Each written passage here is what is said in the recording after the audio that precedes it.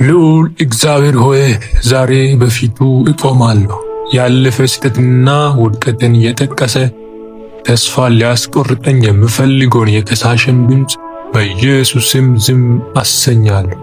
ጠላት የቀድሞ ታሪክን እያስታውሰኝ በበደልና በጸጸት እስር ውስጥ እንዲቆይ ለማድረግ ይጥራልና፣ ነገር ግን አንተ ይቅርታና አምላክ ነህና በልጅ በኢየሱስ ክርስቶስ ደም ከበደሌ ሁሉ አንጽተኸኛልና አዲስ ፍጥረትም አድርገኛል።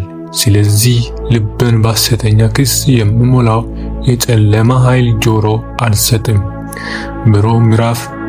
በሮሜ ምዕራፍ 8 ከቁጥር 1 ላይ እንግዲህ በክርስቶስ ኢየሱስ ላሉት ሁሉ ኩነኔ የለባቸውም ተብሎ እንደተጻፈው በእኔ ላይ የሚሰነዘር ማንኛውም የኩነኔ ቃል ኃይል የለውም።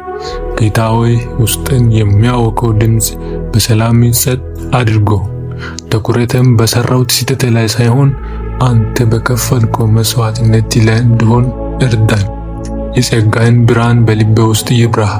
ከእንግዲህ በከሳሽ ቃል ሳይሆን በአንተ የጽድቅ ቃል እመላለሳለሁ።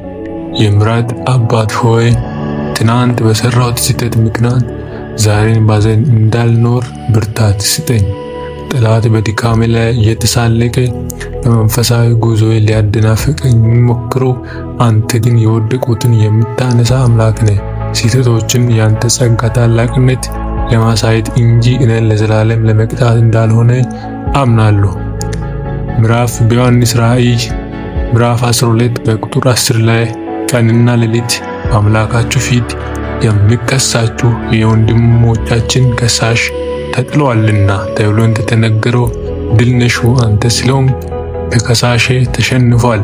ጌታ ሆይ በራሴ ላይ የምፈርደውን እና ራሴን ይቅር የማልልበት ደካማ ማንነት አስወግድልኝ። ይቅርታ ሙሉ እንደሆነና ኃጢአቴንም እንደማታስብ እርግጠኛ እንደሆን መንፈስን ላክልኝ። ዛሬ በአዲስ ተስፋና በአዲስ ኃይል እነሳለሁ። ያለፈው አልፏልና ሁሉም ነገር አዲስ ሆኗል። በአንተ ፍቅር የታጠበ ሕሊና ስጠኝ። በድፍረትም ወደ አንተ እንድራመድ አድርገኝ። ክብርና ሞገሴ አንተ ነህና ለዘላለም አመሰግንሃለሁ። በጌታችን በኢየሱስ ክርስቶስ ስም አሜን።